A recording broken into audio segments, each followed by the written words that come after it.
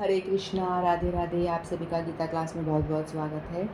ओम अज्ञानतिमिरन्धस्य ज्ञानञ्जनशलाकया चक्षुरुन्मिलितं येन तस्मै श्रीगुरुवे नमः। गुरुवे गौरचन्द्राय राधिकाय सदालये कृष्णाय कृष्णभक्ताय तद्भक्ताय नमो नमः। नमो विष्णुपादाय कृष्णपृष्ठाय भूतले श्रीमद्भक्तिवेदान्त नारायणीति नामिने।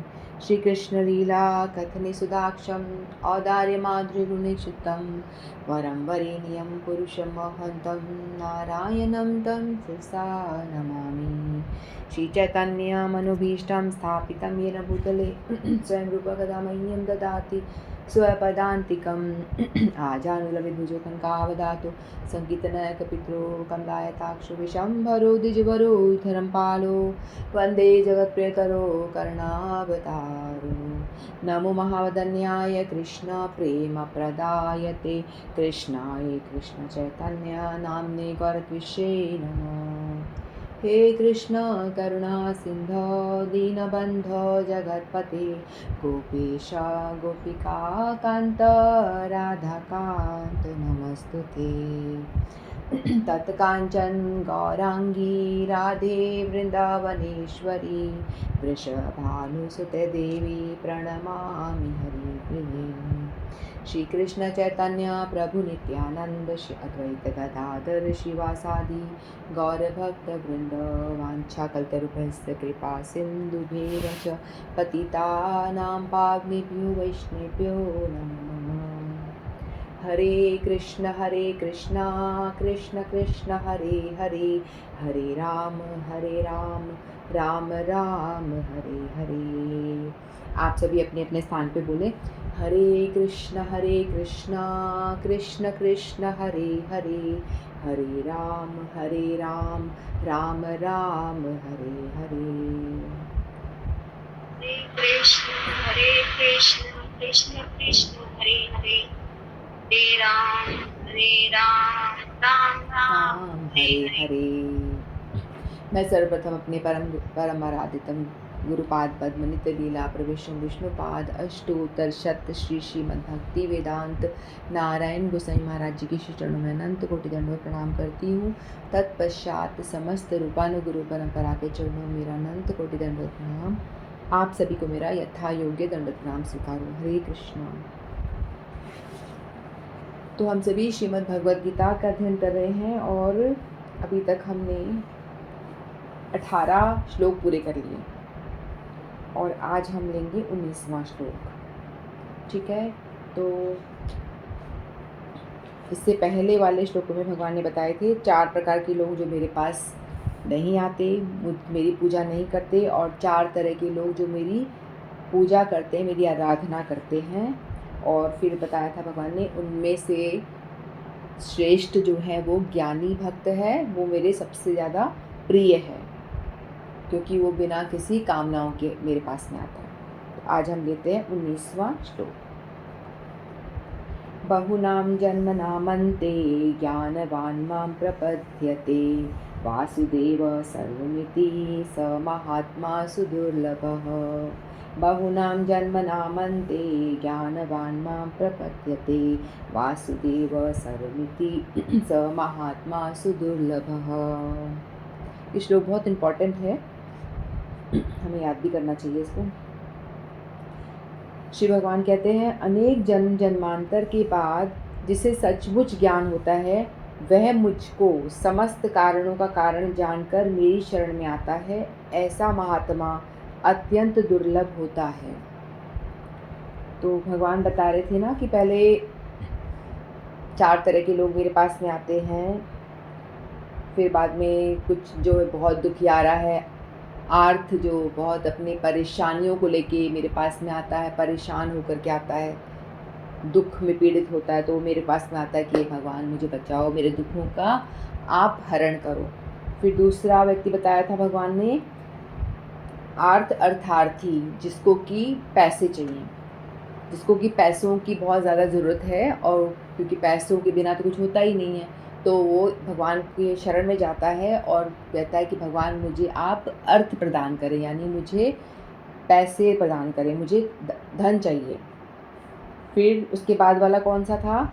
जिज्ञासु, जिसके पास बहुत सारे जिज्ञासा थे, यानी बहुत जानना चाहता है कि ऐसा क्यों होता है, ऐसा क्यों होता है, भगवान कौन है, मैं कौन हूँ, इस तरह की, यानी स्पिरिचुअली बहुत सारी जिज्ञासा जिसके अंदर उठती हैं कि, और वो उनका निवारण चाहता है, इसीलिए वो भगवद गीता पढ़ता है और भगवान को अप्रोच करता है। फिर वो पढ़ते पढ़ते फिर बाद में जब वो जान जाता है तो वो ज्ञानी बन जाता है। जो ज्ञानी है वो उसको समझ में आ चुका है कि भाई वो भगवान ही है जो है, सब कारणों के कारण भगवान ही है, तो वो भगवान की और बढ़ जाता है। और बाकी जो 3 हैं वो अपनी कुछ कुछ डिज़ायर लेके आते हैं, अपनी कामनाओं के साथ में भगवान को अप्रोच करते हैं।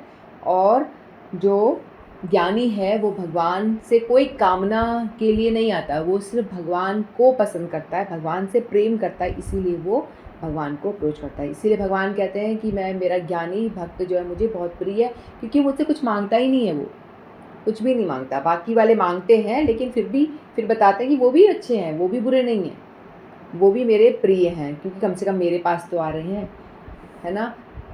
इस तरह वो बताते हैं। भक्ति या दिव्य अनुष्ठानों को करता हुआ जीव अनेक जन्मों के पश्चात इस दिव्य ज्ञान को प्राप्त कर सकता है कि आत्म साक्षात्कार का चरम लक्ष्य श्री भगवान है। आत्म साक्षात्कार के प्रारंभ में जब मनुष्य भौतिकता का परित्याग करने का प्रयत्न करता है तब निर्विशेषवाद की ओर उसका झुकाव हो सकता है, किंतु आगे बढ़ने पर वह यह समझ पाता है कि आध्यात्मिक जीवन में भी कार्य है और इन्हीं से भक्ति का विधान होता है। जब भक्त भगवान की ओर बढ़ने की प्रयास करता है, वो जिज्ञासा लेकर के आता है, तो फिर वो अपना प्रैक्टिस करता है, कुछ उसको करते करते पहले तो वो ब्रह्म ज्योति तक पहुंचता है। निर्विशेषवाद यानी मायावादी, यानी भगवान का रूप जो नहीं मानते वो, तो इतना समझ में आता है उसकी भगवान मतलब ब्रह्म है, ब्रह्म में लीन हो जाए, इतना समझ में आता है। फिर वो आगे और पढ़ता है, या तो वो ऐसा करेगा या तो भगवान को ब्रह्म मान के छोड़ देगा, सब कुछ मायावाद की ओर चला जाएगा, यानी भगवान के रूप को नहीं पहचानेगा, वो पूरी तरह से भगवान तक पहुंच नहीं पाएगा, भगवान के रूप को नहीं पहचानेगा वो। तो या वो ऐसे सोचेगा कि मुझे सब कुछ छोड़ देना है, वैराग्य ले लेना है ना, और आसक्ति को त्याग देना है, संसार की आसक्ति को त्यागना है। लेकिन ऐसा नहीं है। जो भक्ति करते हैं, भक्त लोग होते हैं, वो कुछ छोड़ते नहीं हैं, क्योंकि संसारिक व्यक्ति की आसक्ति संसार में होती है, संसार में बहुत आसक्ति होती है, हर अपने डिज़ायर और अपनी कामनाओं वासनाओं में वो लगे हुए होते हैं, है ना, उसमें जकड़े हुए होते हैं। तो वो वैसा व्यक्ति भगवान की ओर बढ़ता है तो वो सोचता है कि भाई मैं सब छोड़ दूँ, इंद्रिय भोगों को छोड़ दूँ। तो इसमें ऐसा बताया गया कि आपको छोड़ना नहीं है, अपनी आसक्ति, अपनी कामनाओं, अपनी डिज़ायर को भगवान की ओर मोड़ना है। यानी भगवान से आसक्त हो जाओ तो अपने आप संसार की आसक्ति छूट जाएगी। आपको संसार से आसक्त होने का प्रयास नहीं करना है, इसके अपोजिट आपको करना है कि आपको अपने आप को भगवान से आसक्त करने का प्रयास करना है। यानी भगवान से आसक्ति बढ़ा दोगे तो अपने आप संसार की आसक्ति फीकी पड़नी शुरू हो जाएगी। तो आपको ज़्यादा प्रयास नहीं करना है, सिर्फ भगवान से जुड़ जाओ, भगवान की सेवा में लग जाओ। तो भगवान की सेवा जैसे जैसे करोगे तो आपकी भगवान के प्रति आसक्ति बढ़ती है। जैसे एक माता अपने बालक शिशु की सेवा करती है तो उसका शिशु के प्रति आसक्ति बढ़ती रहती। किसी की भी हम सेवा करते हैं तो हमारी उस जीव के प्रति आसक्ति हो जाती, चाहे वो गली का कुत्ता ही क्यों ना हो। बाहर कुत्ता बैठा है, एक रेगुलर आप उस कुत्ते को रोटी दोगे, रोज़ दोगे, तो आप उस कुत्ते को तीसरे दिन ढूंढोगे वो क्यों नहीं आया, वो कहाँ है मेरा कुत्ता। या मेरी गाय रोज़ एक आ रही है, उसको आप रोटी खिला रहे हो, तो आप देखोगे वो आज गाय क्यों नहीं आई, क्योंकि आपका उस गाय के साथ में भी एक अटैचमेंट होना शुरू हो जाता है। क्योंकि जैसे जैसे आप सेवा करोगे तो आपका अटैचमेंट ऑटोमेटिकली होता है। तो सेवा करना बहुत ज़रूरी होता है किसी के प्रति आसक्त होने के लिए। तो भगवान की सेवा करने से क्या होता है, हम भगवान की ओर बढ़ते हैं, हमारी आसक्ति बढ़ती है। ठीक है। बाकी जो ज्ञानी लोग होते हैं वो छोड़ते हैं कि हमें सब कुछ छोड़ना है, अपने ज़बरदस्ती से कंट्रोल करते हैं, तो वो ज़रूरत नहीं करने की। किंतु आगे बढ़ने पर वह यह समझ पाता है कि आध्यात्मिक जीवन में भी कार्य है। कार्य यानी सेवा करने वाले जो बहुत सारे काम करने होते हैं, और इन्हीं से भक्ति का विधान होता है। इनकी अनुभूति होने पर वह भगवान के प्रति आसक्त हो जाता है और उनकी शरण ग्रहण कर लेता है। इस अवसर पर वह समझ सकता है कि श्री कृष्ण की कृपा ही सर्वस्व है। वे ही सब कारणों के कारण है और यह जगत उनसे स्वतंत्र नहीं है। वह इस भौतिक जगत को आध्यात्मिक विविधताओं का विकृत प्रतिबिंब मानता है और अनुभव करता है कि प्रत्येक वस्तु का परमेश्वर कृष्ण से संबंध है।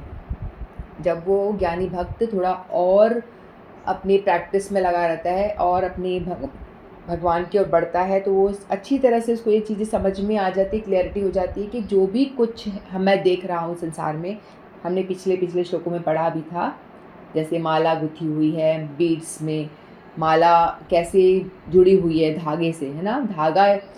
धागा दिख नहीं रहा, मोती हमको नज़र आ रहे हैं, लेकिन धागा हटा दिया जाए तो मोती बिखर जाएंगे। उसी तरह से उसको भक्त को ये बात, ज्ञानी भक्त को समझ में आ जाती है कि ये संसार में हम जो भी कुछ देख रहे हैं, जो धागा रूप है, यानी सब चीज़ों को चलाने वाला मेन तत्व जो है वो भगवान ही है। वो अच्छी तरह से भगवान को समझ जाता है, भगवान से अपने संबंध को जान जाता है और समझ जाता है अच्छी तरह से कि सभी कारणों के कारण भगवान कृष्ण ही हैं। कुछ लोग बोलेंगे प्रकृति है, यही है जो कुछ है प्रकृति, लेकिन प्रकृति आई कहाँ से?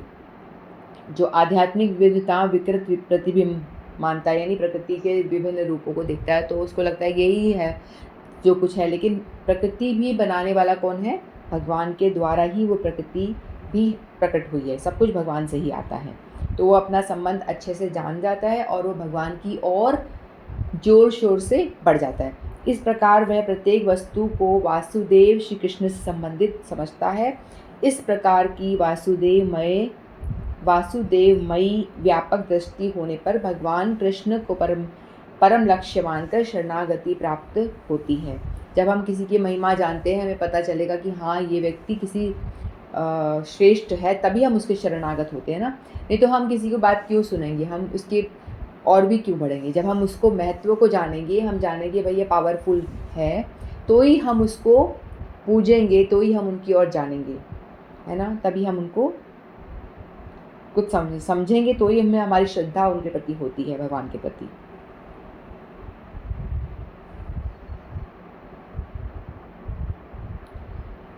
न मे वाचो न चक्षुषी न श्रोत्राणि न मानस्या चक्षते प्राण इति एवा चक्षते प्राणो विवेतानि सर्वाणि भवन्ति। जीव के शरीर की बोलने की शक्ति, देखने की शक्ति, सुनने की शक्ति, सोचने की शक्ति ही प्रधान नहीं है। समस्त कार्य का केंद्र बिंदु तो जीवन प्राण है। जैसे हमारे शरीर में प्राण है, आत्मा है, प्राण, आत्मा से प्राण है ना, कोई आत्मा प्राण एक ही चीज़ है। तो आत्मा जो है प्राण है, इसीलिए हमारी पूरी बॉडी में वो क्या करता है, चेतना के रूप में वो दौड़ रहा है। उसी से हम देख पा रहे हैं, हम सुन पा रहे हैं, हाथ उठा पा रहे हैं, बोल पा रहे हैं, चल पा रहे हैं। यानी जो भी शरीर से जो भी एक्टिविटी हो रही है वो किस लिए हो रही है? क्योंकि हमारे अंदर प्राण है, इसलिए। तो अलग अलग हम ये नहीं करें कि आँखों के लिए हमें कुछ करना है, या कानों को खाना खिलाओ, या पेट को कुछ करो, या ऐसे अलग अलग कुछ करने की ज़रूरत नहीं है हर अंगों को। आप खाना खा लो तो आपके पूरे बॉडी को पोषण मिल जाता है। पेड़ की जड़ में यदि आप पानी डालते हो तो पूरे पेड़ में, पूरा जो वृक्ष है हरा भरा हो जाता है, पूरे पेड़ को पोषण मिल जाता है। टहनियों को भी पानी मिल जाता है, पत्तों को भी मिल जाता है, फूल को भी मिल जाता है। जड़ में सिर्फ पानी डालोगे तो पूरा पेड़ हरा भरा हो जाएगा। हम मुंह में खाना डालेंगे तो फिर पूरा हमारा शरीर हुष्ट पुष्ट हो जाएगा, पूरे शरीर को पोषण मिल जाएगा। इसी तरह से भगवान की यदि हम भक्ति करते हैं, भगवान के विषय में हम सोचते हैं, भगवान के को हम पूजते हैं, भगवान को हम आराधना करते हैं, तो ऑटोमेटिकली सारे देवी देवताओं की भी पूजा आराधना हो जाती है, कुछ भी नहीं बचता। यानी सभी लोग संतुष्ट हो जाते हैं, यहाँ तक कि हमारे रिलेटिव्स भी, देवी देवता भी, और ये जितने नवग्रह जो होते हैं ये भी, यानी सभी लोग। हमें अलग अलग ग्रहों की, किसी का ग्रह कहते हैं ना हमें शनि लगा हुआ है, 7.5 लगी हुई है, शनि देव के लिए ये करो, है ना। कभी हम लोग इस तरह से प्रयास करते हैं, शनि देव के ऊपर तेल चढ़ाओ, ये करो। तो ऐसा जो ग्रह हैं ये सब भी ऑटोमेटिकली ठीक हो जाते हैं। किसी का शनि खराब है, किसी का राहु खराब है, किसी का केतु गड़बड़ है, तो ये सब ठीक करने के लिए आपको उस पर्टिकुलर देवता की पूजा आराधना करने की कोई ज़रूरत नहीं, शनि देव पे तेल चढ़ाने की भी कोई आवश्यकता नहीं, यदि आप भगवान की भक्ति करते हैं तो। यदि आप भगवान की भक्ति कर रहे हो तो आपको एक-एक को पर्टिकुलर एक-एक देवी देवता को प्रसन्न करने की आवश्यकता नहीं रह जाती, क्योंकि सभी भगवान के अंडर में है। राजा को आपने पटा लिया तो राजा के नीचे सभी लोग हैं, है ना। राजा को आपने पटा लिया तो मंत्री आपके लिए फेवरेबल है, वो आपके खिलाफ हो ही नहीं सकता, क्योंकि आपकी पहचान राजा से है। तो नीचे वाले जो मंत्री हैं सब आपके फेवर में ही रहेंगे, आपको नुकसान नहीं पहुंचाएंगे। तो इसीलिए यदि आप लोगों को भी लगता है कि मेरे ग्रह में ये प्रॉब्लम है, मेरे शनि चढ़ा है, मेरे ये है वो है, जो भी कुछ है, जितना भयंकर जो भी कुछ हो सकता है वो है, तो आप सबको मैं कहती हूँ, मैं नहीं कहती हूँ, भगवद गीता कहती है, भगवान खुद कहते हैं कि यदि आप भगवान के चरणाश्रित हो जाते हो, राजा के चरणाश्रित हो जाते हो, राजा की भक्ति शुरू कर देते हो, जो भगवान राजा हैं, भगवान जिन्होंने इस ब्रह्मांड, इसी ब्रह्मांड नहीं, अनंत अनंत अनंत ब्रह्मांडों का निर्माण किया है, उनकी यदि आप भक्ति करते हो, उनके चरणाश्रित हो जाते हो, तो मजाल नहीं है कि कोई सा ग्रह, केतु, राहु, शनि, कोई भी आपका बाल बाका नहीं कर सकता। ये 100% सत्य बात है। तो जिसको भी लग रहा है मेरे साथ ये प्रॉब्लम है, वो प्रॉब्लम है, कुछ भी प्रॉब्लम है, तो राजा को पकड़ लो। राजा को पकड़ लिया तो सारी प्रॉब्लम ऑटोमेटिकली सॉल्व हो जाएंगी आपकी। पकड़ोगे कैसे, करोगे क्या, तो आपको विधि बता रहे हैं, हर रोज़ बता रहे हैं भगवद गीता के माध्यम से। भगवद गीता हमको बता रही है कि आप हरे कृष्ण महामंत्र का जप करें। यदि आप हरे कृष्ण महामंत्र का जप करते हो तो भगवान प्रसन्न होते हैं। जितना आपको भगवान को प्रसन्न करना है उतना आप जप करें, भगवान की सेवा करें।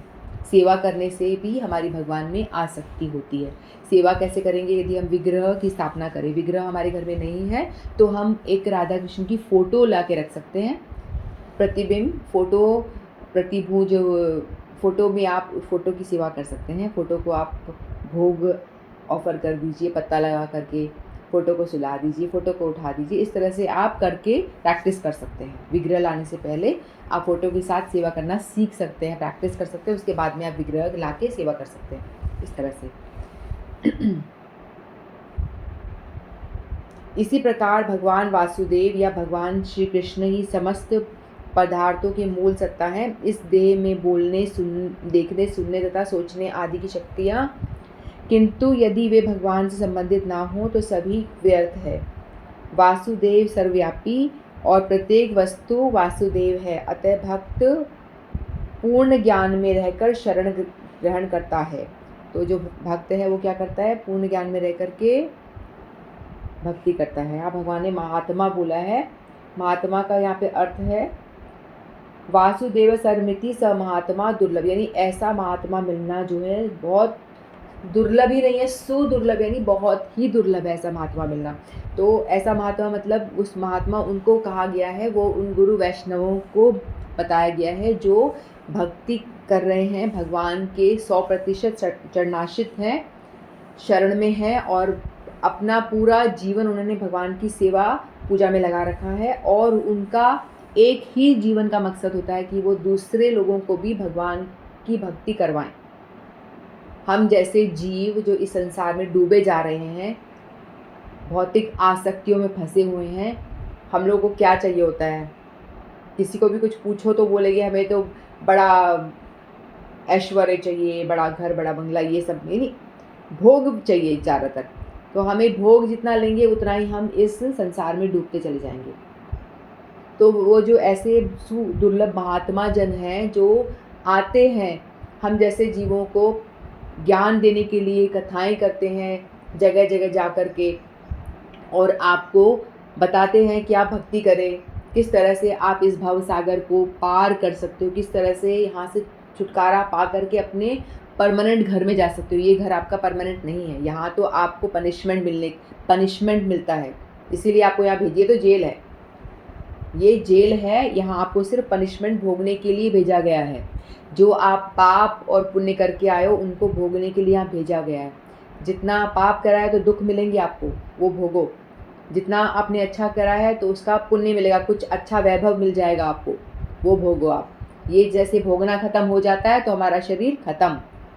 लेकिन हमारा ये शरीर जो है बड़ा ही दुर्लभ है, बहुत अनंत अनंत जन्मों के बाद में हमको ये शरीर मिला है।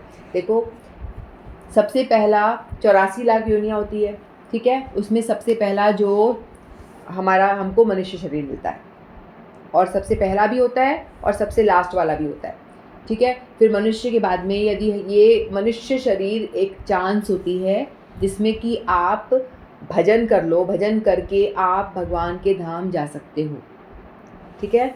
नहीं तो यदि आपने इस जन्म में भी भजन वगैरह कुछ नहीं करा या आपने कोई भक्ति नहीं करी, आप उसी तरह से अपने आहार निद्रा भय मैथुन इसी चीज़ में लगे रहे, जो जानवर लगे हुए हैं उसी चीज़ में आप भी लगे रहे, और दूसरों के प्रति निंदा करते रहे, द्वेष करते रहे, गाली गलौज करते रहे, चुगली बुगली ये सब अपराध करते रहे और भजन नहीं करा, तो क्या होगा? भगवान आपको बोलेंगे इसको मनुष्य बनाने की कोई आवश्यकता नहीं है, क्योंकि ये डिज़र्व ही नहीं करता मनुष्य बनना, क्योंकि मैंने मनुष्य आपको सिर्फ़ और सिर्फ इसलिए बनाया है कि तू मेरी भक्ति कर, मेरा भजन कर। ये चीज़ लोगों को पता ही नहीं। कम से कम हम लोग जो भगवत गीता पढ़ रहे हैं, हमारे इतना सौभाग्य तो है कि हम जान सकते हैं कि ये मनुष्य जीवन का मोटिव क्या है, उद्देश्य क्या है। हमारा मनुष्य जीवन का मोटिव ये नहीं है कि बड़ा बड़ा बंगला गाड़ी खड़ी कर लो, बहुत सारा पैसा कमा लो, ये बिल्कुल मोटिव नहीं है, ये बिल्कुल उद्देश्य नहीं है। उद्देश्य ये है, चाहे आपने कुछ भी नहीं कमाया, आपके पास आप बहुत गरीब हो, कुछ भी नहीं है, लेकिन यदि आप भजन कर रहे हो, भक्ति आपने बहुत बढ़िया तरीके से करी भगवान की, तो आपका जीवन 100% सक्सेसफुल है। यदि आपने एक और दूसरे मटेरियल व्यक्ति ने बहुत सारा बड़ा बिजनेस एम्पायर खड़ा कर लिया, बहुत पैसे बंगला गाड़ी, बहुत बड़ा बड़ा सब कुछ कर लिया, लेकिन भगवान का भजन नहीं करा, तो उसका जीवन व्यर्थ, उसका टोटल उसने पूरी अपने मनुष्य जन्म को स्पॉइल कर दिया, उसने कुछ भी गेन नहीं करा। यहाँ जो कमाया धमाया यहीं का यहीं रह जाएगा, क्या फ़ायदा उसका? आपका ये हमें पता चल रहा है, जो भगवत गीता पढ़ रहे हैं उनको ये समझ में आ रहा है कि हमारा एक ही जन्म नहीं हुआ है, हम करोड़ों जन्म ले चुके हैं, बार बार जन्म ले रहे हैं, बार बार मर रहे हैं, बार बार जन्म ले रहे हैं, बार बार मर रहे हैं। क्यों? जिज्ञासु पूछता है क्यों? तो जिज्ञासा, जब हम लोग भी जिज्ञासु होना चाहिए, हमें भी पूछना चाहिए क्यों ऐसा हो रहा है, तो हमें समझ में आता है कि हम आसक्ति में पड़े रहते हैं। इसीलिए हमारी आसक्तियाँ बहुत ज़्यादा है, हमारी आसक्तियाँ भोगने की रहेगी तो भगवान आपकी आसक्ति पूरी करने के लिए आपको नेक्स्ट लाइफ और जन्म देंगे। जिस भी डिज़ायर को लेके आप प्राण त्यागोगे तो आपको दोबारा जन्म लेना पड़ेगा। तो हमें अपनी डिज़ायर और आसक्तियों को हम ख़त्म तो कर नहीं सकते ना, अपनी डिज़ायर आसक्तियों को हम ख़त्म नहीं कर सकते, तो उसको, क्योंकि भगवान ने बनाया है, हमारा मन है, वो मन कुछ ना कुछ करेगा। सारी इंद्रियां बनाई हैं, वो भी अपनी डिमांड करेंगी, आंखों को अच्छा अच्छा दिखाओ, कानों को बढ़िया सुनाओ, मुंह को कुछ अच्छा अच्छा खिलाओ, तो वो तो मांगती रहेंगी ना, तो उनको हम दबा नहीं सकते, उनका दमन नहीं कर सकते। तो उनको हमें क्या करना है? भगवान की ओर मोड़ना है, अपनी आसक्तियाँ, अपनी इंद्रियाँ, अपनी सारी उन सबको भगवान से जोड़ना है। भगवान के अच्छे विग्रहों का, सुंदर रूप का दर्शन करो, आँखों से, कानों से भगवत कथा सुनो। भगवत गीता जो हम कर रहे हैं, अपने कानों का सदुपयोग कर रहे हैं हम लोग। अपनी जिह्वा से भगवान का प्रसाद, भोग लगाया हुआ भोग को प्रसाद रूप में उसका आस्वादन करें। भगवान को तो टेस्टी टेस्टी टेस्टी बना के खिलाया जाता है, माल बढ़िया बढ़िया, गुलाब जामुन, ये वो पता नहीं क्या क्या, वो सब आप भगवान को ऑफ़र करके आप अपनी जिह्वा को सारा आनंद प्रदान करें प्रसाद खिलाकर, ठीक है। इस तरह से हम सारी इंद्रियों को भगवान से जोड़ सकते हैं, और इस तरह से यानी जो कुछ भगवान ने दिया है उसको सही और मोड़ो, नहीं तो वो गलत और जाएगी। यदि आप उसको प्रसाद नहीं खिलाओगे, वो तो किसी होटल में कहीं ढाबे पे जाके कुछ भी खाएगी, है ना। तो इसलिए हमको चाहिए कि अपनी इंद्रियों को जोड़े। और जो सुदुर्लभ महात्मा जन यदि हमें मिलते हैं तो उनका हमें पकड़ लेना चाहिए, उनको छोड़ना नहीं चाहिए। यदि कोई इस तरह का महात्मा हमें मिलता है जो हमको भगवत भक्ति की ओर लगाता है और आपको कहता है कि भजन कर, तो ये आपका भी बड़ा सौभाग्य है कि आपको ऐसा महात्मा मिल गए, हमको ऐसे गुरु मिल गए, ये हमारा बहुत बड़ा सौभाग्य है। नहीं तो अनंत जीव इस दुनिया में पड़े हैं, किसी को इस तरह के सुदुर्लभ महात्मा नहीं मिले हैं। हमें मिले हैं तो हमारा बहुत ही बड़ा सौभाग्य है। हमें कोई बता रहा है कि हमें भक्ति करनी है चाहिए, हमें भगवान की ओर मुड़ना है, ये सारी बातें हमें पता चल रही हैं। नहीं तो लोगों को पता ही नहीं है, उनको मतलब ही नहीं है, उन्हें मतलब ही नहीं है। फिर मरेंगे, फिर जिएंगे, फिर मरेंगे, फिर जानवर बनेंगे, फिर 84 लाख जैसे इस जन्म में हमें मिला, हमने इसमें भजन नहीं करा, भगवान की ओर मुड़ने का प्रयास नहीं करा, तो हमें नेक्स्ट टाइम में गधा, घोड़ा, कुत्ता, बिल्ली, सूअर, ये वो, चींटी, सांप, बिच्छू, ये सब बनना पड़ेगा। 84 लाख योनि, फिर भटको, लंबा भटको भटको भटको भटको भटको, फिर 84 लाख जब पूरा होगा फिर मनुष्य लास्ट जन्म मिलेगा।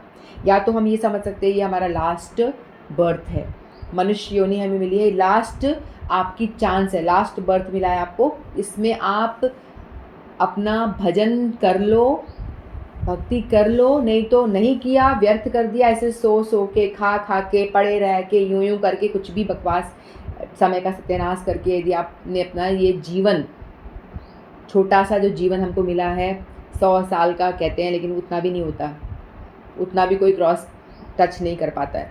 तो इस छोटे से जीवन में हमको ये बहुत ही बड़ा अवसर मिला है कि इसमें हम भजन कर लें, भगवान से जुड़ जाएं, भगवान से जुड़ जाएं। तो क्या होगा, हम नेक्स्ट लाइफ हमको फिर हो सकता है कि लास्ट जन्म के बाद में फिर हमको दोबारा 1 पे नहीं जाना पड़ेगा, लास्ट के बाद में दोबारा से फिर, या इसको फर्स्ट कह लो, लास्ट कह लो, फिर दोबारा हमें कीड़े मकोड़े ये सब बनना नहीं पड़े। यदि भजन करा तो सीधे भगवान के धाम पहुंच जाएंगे, और नहीं करा, मान लो थोड़ा सा भी करा जैसे हम कर रहे हैं, हम कुछ प्रयास कर रहे हैं, तो भगवान ने भगवद गीता में बताया था ना, जो भजन करता है उसका पतन नहीं होता, वो नेक्स्ट उसको हम मनुष्य बनाते हैं। भगवान ने गारंटी दी थी ना 6ठे अध्याय में, जो लोग थोड़ा बहुत भक्ति करके गिर जाते हैं, हम जैसे लोग, तो उनको भगवान दूसरी चांस देते हैं कि ये बेचारा प्रयास कर रहा था मेरी ओर आने का, गिर गया, तो दोबारा मनुष्य बनाता हूँ, उसको दोबारा प्रयास करने का मौका देता हूँ। तो यदि भजन करोगे तो आपको बार बार मनुष्य योनि मिलेगी, भगवान कृपा करके आपको मनुष्य बनाएंगे। ठीक है, तो भजन करने में फ़ायदा है, चाहे थोड़ा करो, ज़्यादा करो, अपनी जितनी हैसियत है उस हिसाब से भजन करो, यानी भक्ति करो, हरि नाम करो, क्योंकि इससे कम से कम ये गारंटी तो होगी कि अगले जन्म में आप मनुष्य बनोगे। अगर कुछ भी नहीं करोगे और आप लोगों की देखा देख करना बंद कर देना, लोग मेरे साइड मेरी फ्रेंड तो ऐसा करती है, उसके पास तो बहुत पैसा है, उसको तो बड़ा वो मिल रहा है, वो तो ऐसा, अरे उनको देखना बंद करो। भगवद गीता क्या कह रही है वो सुनो, भगवद गीता जो कह रही है उसको पकड़ो, उसको सुनो। उसके पुण्य है इसलिए उसको पैसा आ रहा है, उसके पास में बड़ा ऐश्वर्य है, सब कुछ है, उसके पुण्य जैसे समाप्त होंगे फिर उसको हाल देखना कितना बुरा हो जाता है, जो भी संसारी व्यक्ति है जो भगवान की भक्ति नहीं कर रहा है। इसीलिए आप लोग बहुत सौभाग्यशाली हो कि आपको इतना ज्ञान है कि हमें भजन करना चाहिए, भगवान की भक्ति करना चाहिए, भगवद गीता पढ़नी चाहिए, आप भगवान के विषय में जानना चाह रहे हो, तो आप लोग बड़े ही सौभाग्यशाली हो। और इसलिए ज़ोर शोर से हमें भजन करना चाहिए और आगे बढ़ने का प्रयास करना चाहिए। ठीक है, जैसे कि एक बहुत ही बड़ा हॉल है, ठीक है, एक हॉल है जिसमें किसी अंधे व्यक्ति को अंदर डाल दिया गया है, वो किसी तरह से अंदर फंस गया है, और उस बड़े से हॉल में एक छोटा सा दरवाज़ा है, बहुत ही छोटा दरवाज़ा है।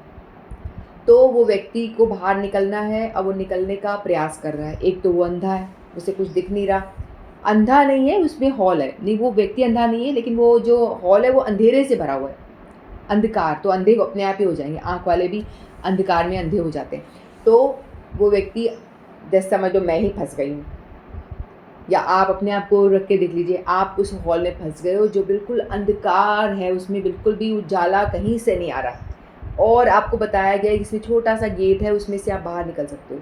फिर आप क्या करोगे, अपने हाथों से टटोल टटोल के उस दरवाजे को ढूंढोगे, फिर आप ढूंढोगे उस बड़े हॉल में, लेकिन आपको दरवाज़ा मिल नहीं रहा। आप चलते जा रहे हो, हाथ टटोलते जा रहे हो, दरवाज़ा नहीं आ रहा, आप टटोलते जा, क्योंकि आप फंसे हो, आपको बड़ी घुटन हो रही है उसके अंदर, निकलना है, बेचैनी हो रही है, लेकिन आप निकल नहीं पा रहे हो। फिर टटोलते जा रहे हो, बहुत बहुत बड़ा हॉल है।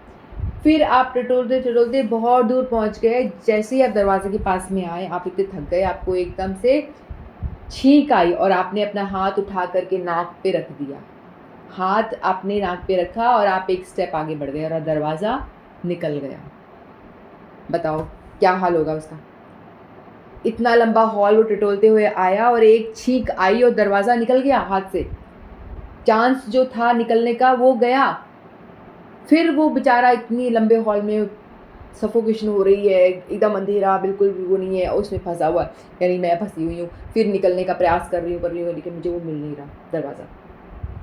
तो यदि वो चांस जो हम लोग वो छींक मार के, ये मनुष्य जन्म जो है ना, वो हमारा वो चांस है इस भौतिक जगत से निकल करके छूट जाएं और भगवान के धाम चले जाएं, ये चांस है।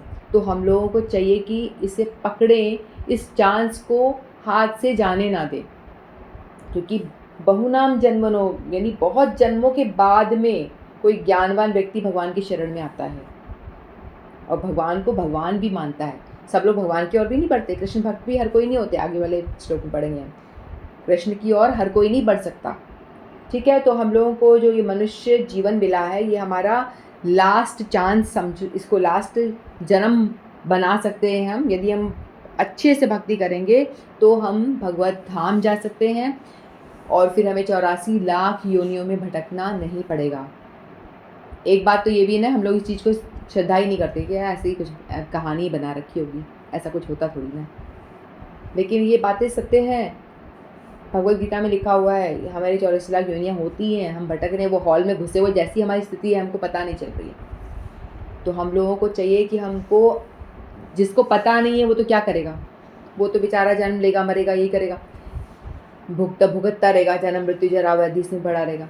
लेकिन जिसको पता चल गया है वो अभी से, इसी क्षण से शुरू हो जाए और इस अवसर को बिल्कुल ना छोड़े, भगवान की भक्ति करे। भगवान की भक्ति करने के लिए महामंत्र का जप कर लो, आपकी भक्ति हो गई स्टार्ट। महामंत्र जितना ज़्यादा कर पाओगे आप, आपकी भक्ति उतनी ज़्यादा होती जाएगी। महामंत्र इज़ लाइक फ़ोन नंबर, आप डायल कर रहे हो फ़ोन नंबर, भगवान अपने धाम में बैठे हैं, आप हरे कृष्णा महामंत्र बोल रहे हो, तो वहाँ पे ये महामंत्र की जो ध्वनि है ना, ये साधारण नाम नहीं है, ये भगवान का नाम है। भगवान ने बोला मैंने अपने नाम में अपना सारा पावर डाला हुआ है, तो भगवान से भी ज़्यादा भगवान का नाम पावरफुल होता है। तो ये नाम हम बोलते हैं, तो ये जो भगवान का महामंत्र है, ये स्वर्ग लोक को भेद करके, वैकुंठ लोक को भेद करके, नहीं सभी नर्क लोक, ये सभी जगह को भेद करके, कई ब्रह्मांड को भेद के भगवान तक ये ध्वनि पहुंचती है, ऐसा शास्त्रों में लिखा हुआ है। तो इस मंत्र को हम साधारण सा ना समझें, ये बहुत ही पावरफुल है और इसको हम बोलते रहेंगे तो इसकी आपका जो नंबर है ना, डायरेक्ट भगवान तक डायल हो रहा है और भगवान के सिंहासन वहाँ से हिलता है। वो देखते हैं कौन मेरे को पुकार रहा है, वो नीचे देखते हैं कि कौन मुझे बुला रहा है। तो सत्य बात है, आप करते जाओगे, आपको मन नहीं करेगा, लेकिन आपको शुरुआत में आपको धक्का मार के ये नाम जपना पड़ेगा, क्योंकि रोगी को दवाई खाने में अच्छा नहीं लगता है। पीलिया के रोगी को दवाई दोगे तो वो नहीं खाएगा, मिश्री भी कड़वी लगेगी उसको। जो भगवान का नाम है मिश्री जैसा मीठा है, लेकिन हमको खाने में कड़वा लगता है, क्योंकि हम लोग पीलिया के रोगी ही हैं। पीलिया के रोगी की तरह हम भव रोग में पीड़ित हैं, इसलिए हमको ये नाम बड़ा ही कड़वा लगता है, मन नहीं करता करने का। लेकिन ये नाम जो है बड़ा ही मीठा है। लेकिन जैसे जैसे आप मिश्री खाते जाओगे तो आपका पीलिया का रोग का असर जो है हटता जाएगा, फिर बाद में आपको मिश्री मीठी लगेगी। इसी तरह से शुरुआत में आपको कड़वा लगेगी, ये नाम आपको बहुत गंदा लगेगा। ज़बरदस्ती धक्का मारो अपने आप को, नियम बना लो, 2 तो 2 करनी है तो करनी है, ऐसा नियम बना के अपने आप को डिसिप्लिन में लाना है, रेगुलर बनाना है। रेगुलरिटी मेंटेन करोगे तो भगवान देखेंगे कि ये जैसा तैसा कर रहा है लेकिन रेगुलर है, तो भगवान आपको देख के प्रसन्न अवश्य ही होंगे और आप पे दृष्टिपात भी करेंगे और आपको नेक्स्ट लाइफ आपको मनुष्य ही मिलेगी। मान लो आप थोड़ा बहुत भी कर रहे हो तो ये कम से कम ये गारंटी तो है मनुष्य बन जाओगे, नहीं तो जानवर बन जाओगे। तो जानवर ये लोग थोड़ी ना भजन कर सकते हैं। क्या गाय भजन कर सकती है? क्या गाय हरिनाम कर सकती है? कुत्ता बिल्ली कर सकता है? नहीं कर सकते। सिर्फ मनुष्य ही है जो आपको एक्सप्रेस कर सकता है। तो इसीलिए मनुष्य जन्म जो है बहुत ही इम्पॉर्टेंट है, इसको हमें वेस्ट नहीं करना चाहिए। एक भागवत में भी श्लोक आता है, लब्धवाशु दुर्लभमिदं बहु संभवान्ते मानुष्य अर्थदम नित्यम पीह धीर तो नयतेत न पतेत न मृत्यु यावत निःश्रेयवाय विषय खलु सर्वत्र सया।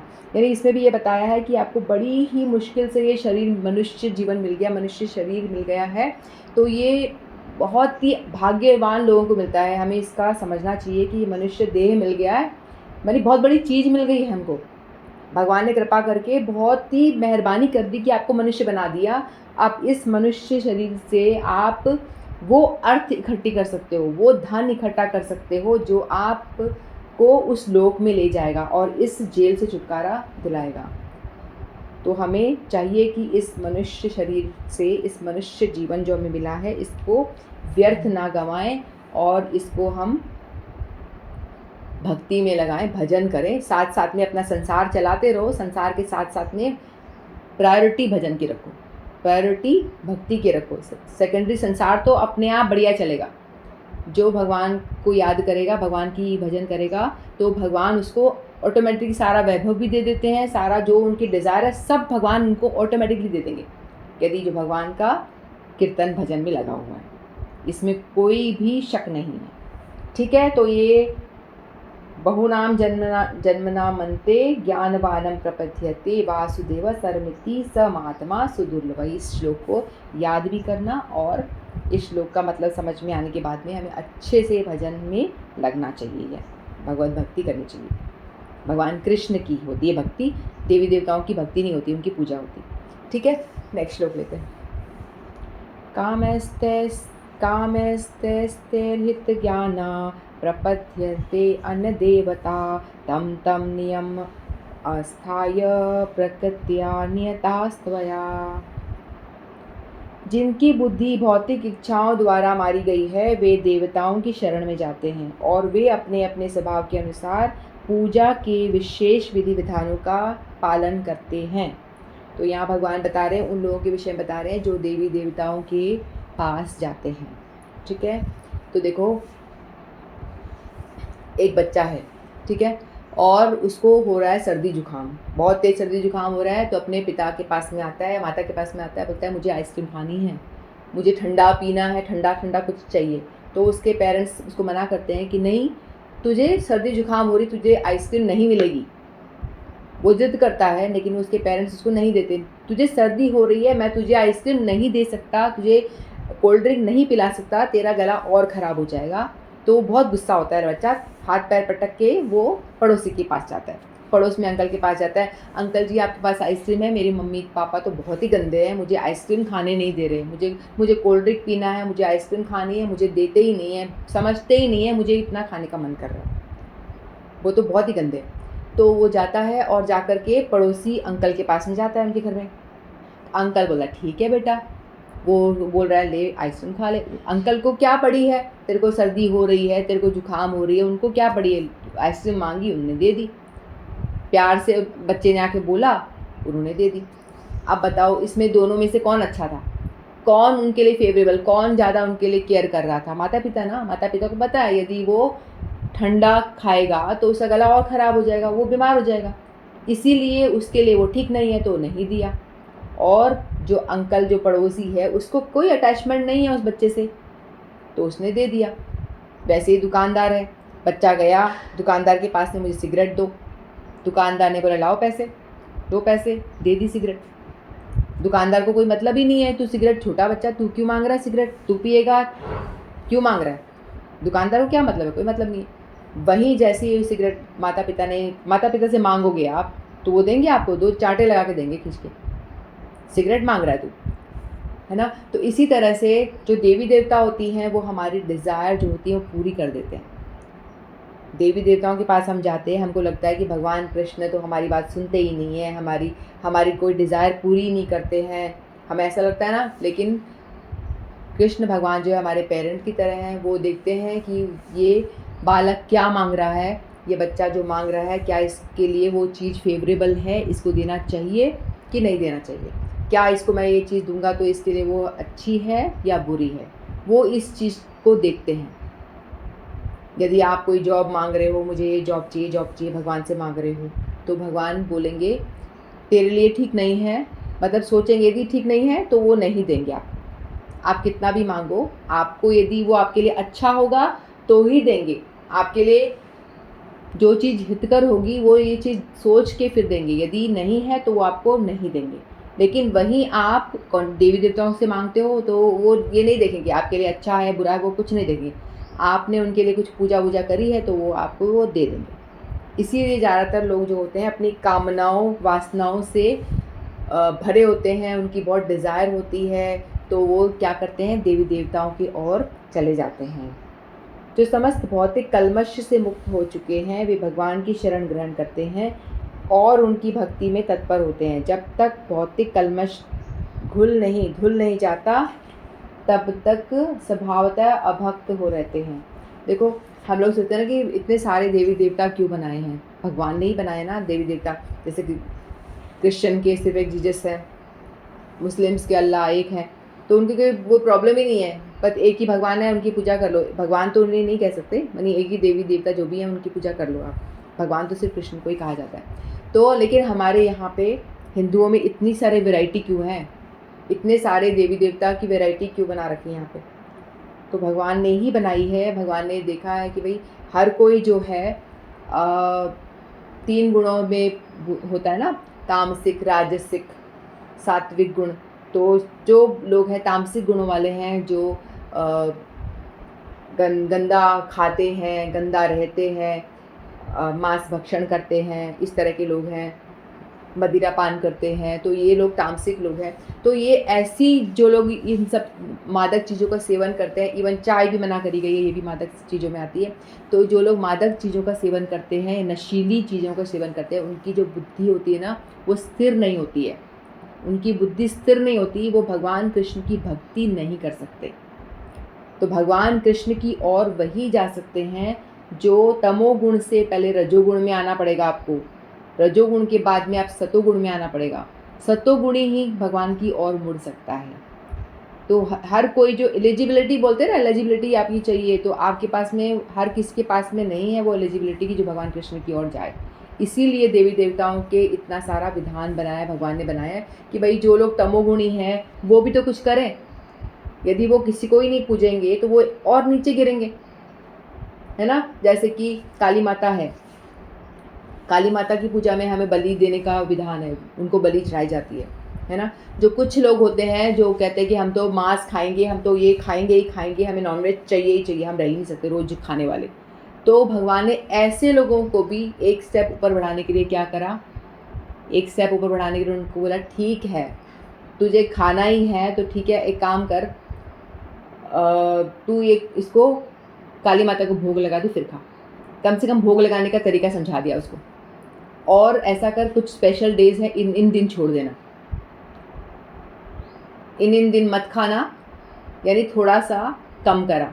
जो वो इतना ज़्यादा खा रहा था उसमें थोड़ा सा कमी हुई, और उसने एक स्टेप भगवान को, माता जी को भोग लगाना शुरू किया उस चीज़ का, ठीक है। उनको ऑफर करा फिर खाया। तो इस तरह से क्या हुआ, थोड़ा वो बंदा जो तामसिक व्यक्ति है थोड़ा सा सात्विक हुआ, तो उसका कॉन्शियस थोड़ा सा क्लीन हुआ। ऐसे करते करते इसीलिए भगवान ने, कुछ तामसिक देवी देवता होते हैं, कुछ राजसिक देवी देवता होते हैं, कुछ सत्वगुणी होते हैं विष्णु, है ना। तो इस तरह से हर कोई भगवान कृष्ण तक नहीं पहुंच सकता, क्योंकि उसके लिए आपको सात्विक होना पड़ेगा। कृष्ण के भक्त सात्विक होते हैं क्योंकि वो मांस भक्षण तो छोड़ो, वो लहसुन प्याज भी नहीं खाते हैं, लहसुन प्याज का सेवन भी नहीं करते हैं, इसीलिए वो कृष्ण की भक्ति कर सकते हैं, अन्यथा हर कोई नहीं कर सकता। इसीलिए लोग देवी देवता की ओर भागते हैं, और इसीलिए इतने सारे देवी देवता भगवान ने बनाए हैं, ठीक है। और वो जैसे जैसे देवी देवताओं की पूजा करेंगे, वहाँ पे रह के वो अपनी स्थान पे पूजा करते करते वो अपने आप को एक एक लेवल आगे बढ़ाते रहते हैं, आगे बढ़ाते बढ़ाते बढ़ाते फिर वो सात्विक होते हैं। फिर सात्विक होने के बाद में वो भगवान कृष्ण की ओर मुड़ सकते हैं, या उनको कोई साधु संग, सुदुर्लभ महात्मा कोई मिल जाए, वो उनको डायरेक्ट कृष्ण भक्ति तक पहुंचा सकता है, डायरेक्ट उनको बताएगा, डायरेक्ट वो उनके दर्शन से वो पवित्र हो जाते हैं और वो अपना सारा आचार विचार बदल देते हैं इस तरह से। जब तक भौतिक कल्मश धुल नहीं जाता तब तक वे स्वभावतः अभक्त रहते हैं,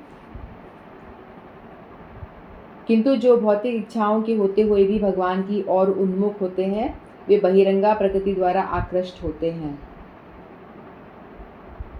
चूँकि वे सही उद्देश्य की ओर अग्रसर होते हैं अतः वे शीघ्र ही सारी भौतिक काम इच्छाओं की मुक्त हो जाते हैं। श्रीमद् भगवद्गीता में कहा गया है कि मनुष्य को चाहिए कि स्वयं को वासुदेव के प्रति समर्पित करे और उनकी पूजा करे, चाहे वह भौतिक इच्छाओं से रहित हो या भौतिक इच्छाओं से पूरित हो या भौतिक कल्मश से मुक्ति चाहता हो। जैसा कि भागवत में कहा गया है, अकाम सर्व कामो वा मोक्ष काम उदारधिः त्रिवेण भक्ति योगेन यजेत पुरुषम मम।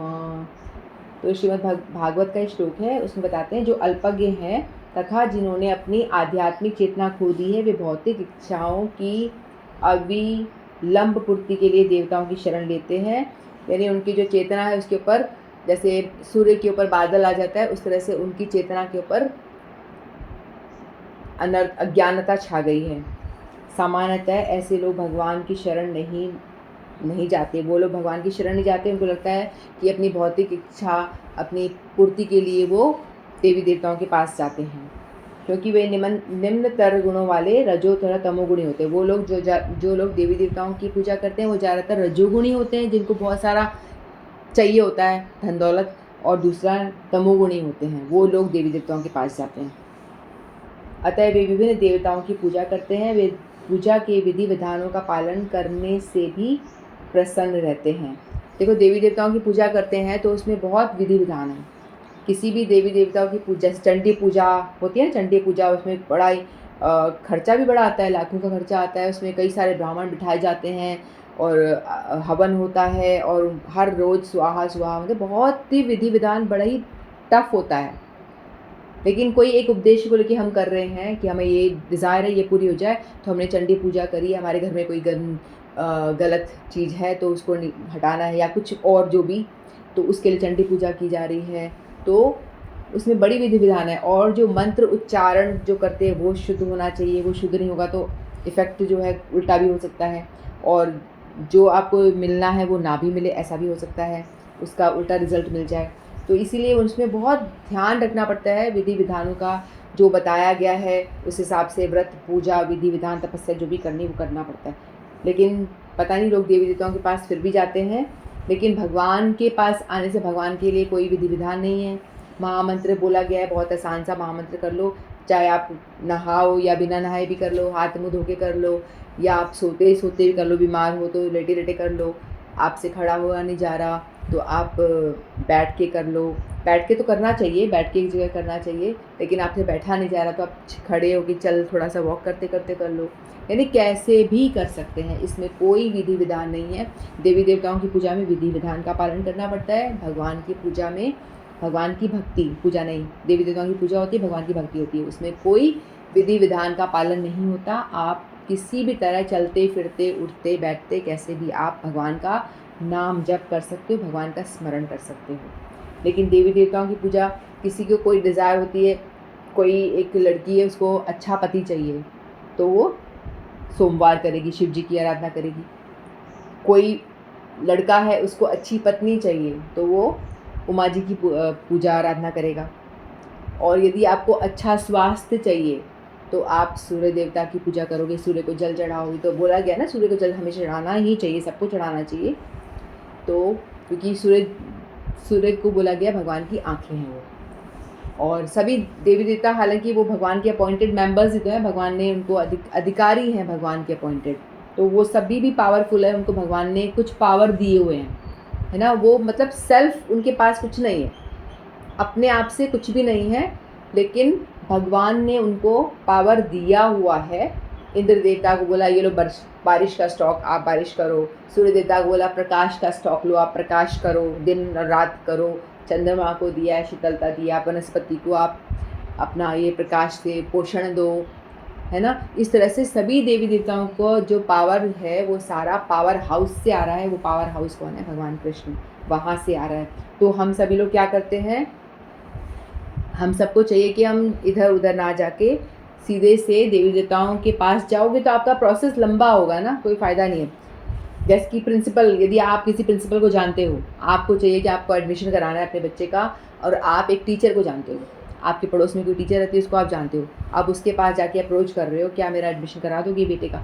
तो वो बोलेगी मैं आप देखती हूँ, ट्राई करती हूँ, मेरे हाथ में इतना पावर तो है नहीं, मैं आपकी बात को स्कूल में आप मेरे इमीडिएट ऊपर सुपरवाइज़र उसको पहुंचा दूंगी, फिर वो उसके ऊपर वाइस प्रिंसिपल को पहुंचा देंगे, ऐसे करते करते अप्रोच आपकी प्रिंसिपल तक लगेगी।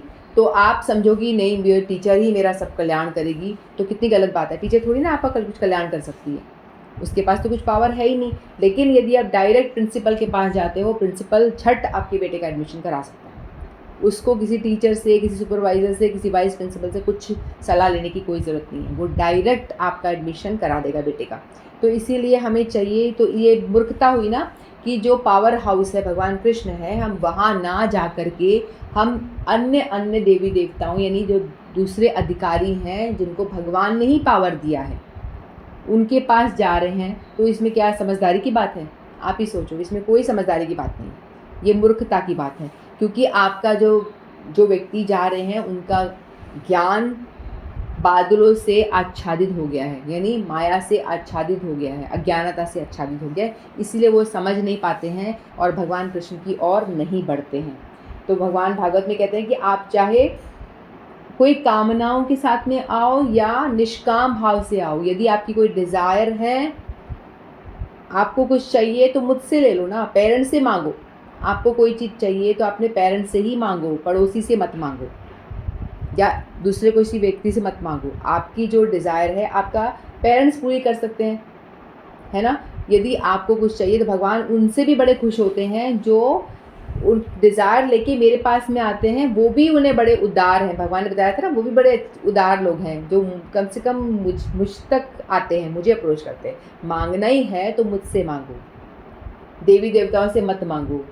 कुछ भी तुम्हें चाहिए तो मुझसे मांगो, मैं दूंगा आपको, क्योंकि भगवान सर्व शक्तिमान है, सब कुछ दे सकते हैं। तो भगवान से ही हम, यदि भगवान से हम डिमांड लेके जा रहे हैं, काम भावना से जा रहे हैं, कुछ डिज़ायर लेके जा रहे हैं, तो भी भगवान प्रसन्न होते हैं। निष्काम भाव से जा रहे हैं तो भगवान और भी अधिक प्रसन्न होते हैं। तो भगवान बोलते हैं कि कुछ मांग रहे हैं उसको तो दे ही देते हैं। तो किसी भी तरह से जाओ, कामनाओं के साथ जाओ या कामना रहित होकर जाओ, लेकिन जाओ सिर्फ मेरे पास। भगवान ऐसे, आओ सिर्फ मेरे पास, और इधर उधर जाओगे तो आपको ज़्यादा कुछ मिलने वाला नहीं है, आप बस फंसे रह जाओगे। क्योंकि देवी देवता क्या देंगे, उनका खुद का जन्म मृत्यु होता है, वो भी जन्मते वो भी मर जाते हैं। जैसे हम जन्मते मरते हैं ना, वैसे वो भी जन्मते मरते हैं, उनकी अवधि लंबी होती है, बस इतना फ़र्क है। वो लंबे टाइम तक जीते हैं, हम लोग बहुत छोटे टाइम के लिए जीते हैं।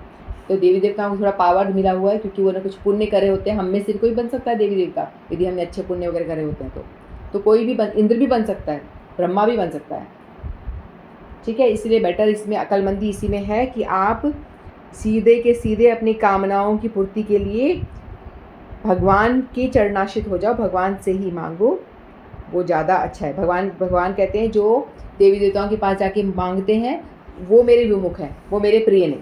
भगवान को वो लोग अच्छे नहीं लगते।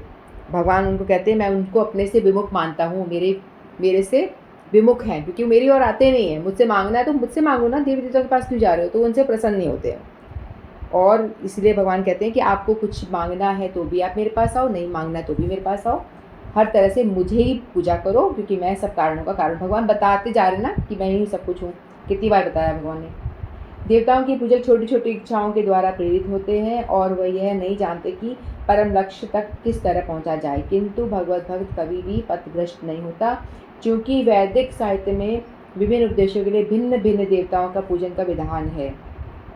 अतः जो भगवत भक्त नहीं है वे सोचते हैं कि देवता कुछ कार्य के लिए भगवान से श्रेष्ठ हैं। जो अभक्त हैं, भक्त नहीं है, उनको लगता है देवता श्रेष्ठ हैं, वो दे देते हैं, वो बिना सोचे विचारे दे देते हैं आपको। लेकिन देते कहाँ से हैं? भगवान से लेके ही देते हैं, तो वो लोग अभक्त हैं।